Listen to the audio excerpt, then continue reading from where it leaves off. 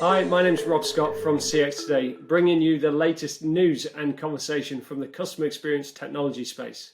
So today I'm joined by Gregor Campbell from Odigo, and we're going to be discussing moving from customer service to AI-powered customer experience. Welcome, Gregor. Good to see you, Rob. Thanks for joining me. Very excited to talk to you about this topic today. But before we get started, how about we do a quick intro? Tell us a little bit about yourself and what you do at Odigo, please. Yeah, thanks, no problem. So I'm the enterprise sales lead at Odigo. Recently joined, but 15 years experience in customer experience, customer contact across a wide range of sectors. We're looking at BPO predominantly for most of my career, and then the last 6 or 7 years with direct companies in consulting and helping them deliver their operations. So as a sales lead, I'm there to bring our solutions and our partner ecosystem to customers that might be interested in transforming what they're doing with their consumers. Fantastic, thank you, and a very warm welcome. So, Gregor, what is the difference between customer service and customer experience, and why does that matter? Yeah, I'll go into why it matters in maybe a bit more detail later on, but fundamentally the difference between the two would be customer service is seen as more of a transactional operation where you as a consumer potentially and your consumers are looking for you to resolve something for them. Customer experience is a holistic uh, phrase that covers every interaction that a consumer might have with you, with your brand, and all the touch points in between. And as AI and a number of other services become available in different channels, that experience is broadened day in, day out. Service has an experience element of it, and AI is helping drive some of that experience from the agents to the customer, but fundamentally that's the difference between the two. And knowing the difference between the two helps you try and understand, one, how you're going to generate loyalty. The fundamental basics of what you need in a contact center and what you want to do with the consumers is retain them, serve them, develop loyalty, and maybe even if you like, have your consumers become evangelists for your product. Fantastic, and it's certainly been a trying time for contact centres, I imagine, over the past 12 months. Lots happening, but we've also seen lots of innovation in the space as well, haven't we? And organisations adopting new technologies. And obviously one of those big ones that we're talking a lot about at the moment is AI. So I was keen to ask you, what is the role of AI in customer experience environments from your perspective? So I think if we go back to a bit of scene setting and just understand, you've mentioned obviously the change through COVID fundamentally that we've all experienced. I think there's a big change in how companies need to be more agile to understand what their consumers need. There are some terrific statistics out there that anybody can look at, and we've got a paper that we've produced around this, but they show the change in customer behaviour. From a retail perspective, you might look at customers have larger baskets. 75% of customers have much larger baskets nowadays. Customers are looking at the company they deal with, and the customer's brand and trust element is very big for their decision making and what they do. I think there's some really key statistics around the lack of disposable income for people, the loss in jobs, 700,000 jobs in the last 12 months, and just the buying habits and consuming habits of individuals that are driving a change that needs to happen within most consumer-facing organisations. And that's not just retail, that's banking, public sector, insurance is a conversation that we might have had earlier on. But all of these organisations are going to have a look at that customer experience and how it can either improve what they do as a business, make them more agile, drive improvements in their operations. And from the customer's perspective, they really want to trust that company is delivering the best service to them. They want to believe that when they work with that company, that they're getting the best possible service and value out of it. This doesn't ignore the agent population within it. So, the business has a driver, the consumers have drivers, and in the middle there, you've got the agents having to manage the expectations of those customers. And that's not always been easy. The tools that have been available to them haven't always been there.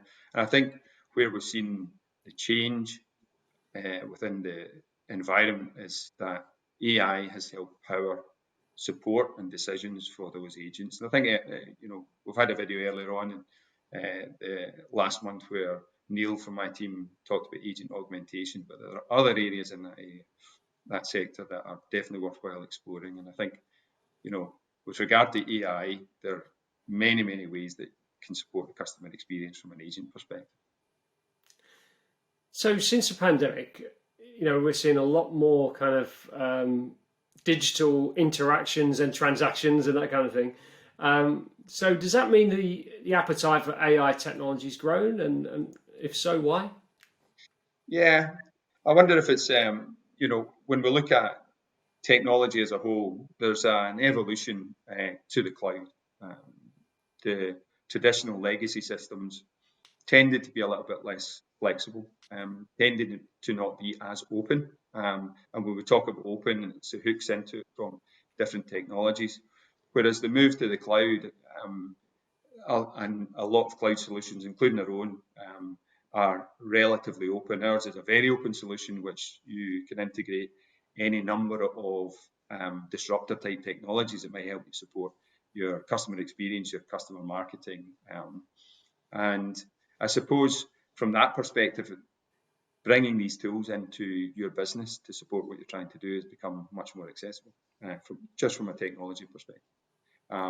From a demand, I suppose we can look at a couple of instances where businesses have fundamentally had to move people to work from home. That's been a major challenge. But we've also seen businesses that have increased their customer base. I was speaking to a company the other day that told me that there are now 2.5 million new gardeners in the UK that never existed in the age 25 Wow. to sort of 50 bracket. Now, they were a very small, by any stretch of the imagination, business that handled all of the transactions by voice, and most of their digital channel, if you like, was email. They had to flip that in their head very quickly. And there are companies that have benefited very significantly from being able to deploy some form of digital channel, and then in the back end of that to help drive decision making, to help support agents, and to help understand intent or the customer's state of mind through using AI technology. And AI can help in all those spaces. So the adoption of cloud has helped. The openness of solutions to be able to plug in these disruptor type technologies, and the current market demands it. It's absolutely imperative to be able to drive customer experience, not just the service element, but the experience to win, retain, and continue to drive loyalty in your customers. Yeah, you're absolutely right. And there's some key points there and some trends that we're picking up as a publication or picking up on certainly personalization and that agent experience piece. And it seems that AI kind of underpins a lot of these technologies or kind of philosophies. I mean, I think from a personalization perspective, it's driven by data. In the main, data traditionally was held in CRM systems, but you're in a position now where you can understand the data in real time, almost live, and whether you can analyze it and use it in real time. Some AI systems can help you do that, but at the same time, you can also analyze the data in the back end. Now, you've got speech to text, text to speech, but most conversations, whether they're online, web chat, through a bot, and voice conversations are recorded, and they're recorded in speech, and you can analyze that speech conversation and start to understand the intent of the customer. You can start to understand the potential that you need to make changes to your service or an issue that's up and coming, and it can be done relatively real time.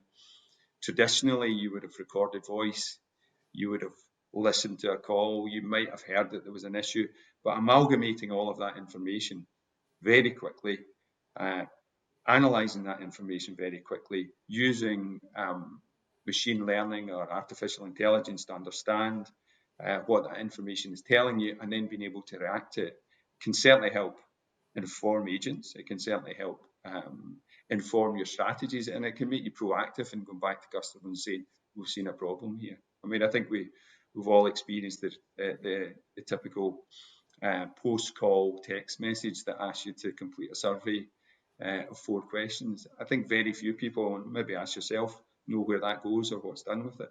Have you ever even seen a response back from it? I don't know what your own view is on that. Well, I do get the text messages and that kind of thing after the calls, but by that point, I'm done. Yeah, It's a fast-paced life nowadays, isn't it? And convenience is really key. So, but yeah, and that gap in between me putting the phone down and receiving that message is probably too long. So, you know, absolutely. It's gone. it's The moment's gone, and not needing to do that and being able to understand your customer's state of mind helps you understand and develop a better customer experience. and I think that's exactly where it gets really interesting, and that's the value of plugging in these new technologies. So, in terms of plugging those technologies in, what advice would you give to an organisation looking at these technologies and AI for the first time? Yeah, now I'm not going to pretend that I'm a technology specialist when it comes to actually putting the nuts and bolts together. But I think the question you're asking me is, when and where, and how do you decide on which technologies to use? Would that be right? Yeah, absolutely. Those key principles that you need to consider before diving in head first. Yeah, so I think, as with everything, you've got to try and understand your customer. You've got to try and understand your organisation as a whole, and you've got to look at what's driving it. I think there has been a tendency, and we'll go back to COVID, from COVID to drive self-service. And driving self-service for the sake of efficiency, driving self-service for the sake of I have no voice channel, doesn't necessarily make it a good strategy. So I think you've got to look at your strategy overall and move away perhaps from the tactical decisions that have been made during this period and reflect on where you wanted to go as an organisation. So I think that we've got an opportunity to reflect. We're coming out the other side of this, which is good. And making decisions must be based on your strategy. It probably is going to be based on what your competitors are doing to an extent. So you need to be aware of what they're doing. But I think you need to look at your quick wins. And in many ways, the quick wins are, how do I provide an experience to customers that can self-serve to an extent? How can I drive decision making that allows me to handle the customers with a live agent? And can I use AI type technology to inform those conversations? You won't route them, but it helps you inform those conversations when that individual comes to a live agent. So I think you've got to look at the low hanging fruit, be able to test it is very important. Don't just dive in there, and start to understand what the value is you're expecting out the other side of it. There's some great ROI models that you can look at to understand where you can get the value out of it. But this is relatively new to a lot of people, and I think first and foremost you need to look at what you think you need to do for your consumer, how you're going to generate that great experience, and then how you can tie that back into the right technology to apply at the right time. Fantastic. Some great tips there as well. And in terms of getting started, I mean, how does Odigo kind of, support its customers on this journey from, the on-premise classic, phone system slash call center solution to, a cloud-based, open, AI-induced solution? Yeah, it's a big step. It doesn't happen overnight, I think. But as an organisation, and I don't want to go into classic sale here, but Odigo itself, we have our OXS, Odigo Experience Services team, and it's a large team. It's very experienced in terms of the transformational journey you would need to go on with your contact centre. And we support most of our customers with initial understanding of what they're trying to achieve through how you would actually achieve that in the processes that we're involved in. But more than that, and I don't know if you've experienced this yourself, but a lot of people buy technology, but then don't adopt everything that's available to them from that technology. I think the biggest driver for me in terms of joining Odigo was understanding that we could help continue to drive that improved performance for customers. Odigo is a very open solution. It provides a single platform for our customers to engage in all channels, but it can never be fully taken advantage of unless you actually support the businesses that take it on. And that doesn't mean we need to support them in the technology department. That's guiding them on the best practices that can support their organisation. So there's a degree of consulting involved in what we do. There's a degree of experience in the industry sectors that we've been involved in. And, I guess that experience allows our customers to start understanding the art of the possible. Yeah, that's really key, isn't it? Getting that adoption and ongoing support, I think, absolutely is going to help you get that return on investment ultimately. Yeah, Great. absolutely. So what's the best way for people to get in touch with Odigo? So online, I guess, is the starting point with most things. You can catch us at odigo.com. We also are all online, so if you want to come direct and have a conversation, I'm on LinkedIn. You might be able to see my background and get a bit about my credentials. But odigo.com will certainly give you a flavour of what we do. That would be a starting point. Yeah, fantastic. Gregor, it's been super speaking to you today. Thank you so much for joining me. Yeah, I'm sorry it was so short, but I hope we covered some of the bases here. We've kind of stayed at a very high level, but it'd be good to maybe dive into the weeds at some point in the future if anybody's got something specific they want to talk about. Thank you very much. Pleasure talking. And that's it from us. If you've enjoyed today's session, please subscribe to CX Today News and give this video a quick share on social. It's always appreciated. And if you're a CX fan and want to be part of the conversation, you can join us using the CX News hashtag on LinkedIn, Twitter, and Facebook. And our social links are in the description. So I'm Rob Scott from CX Today. Thanks for watching.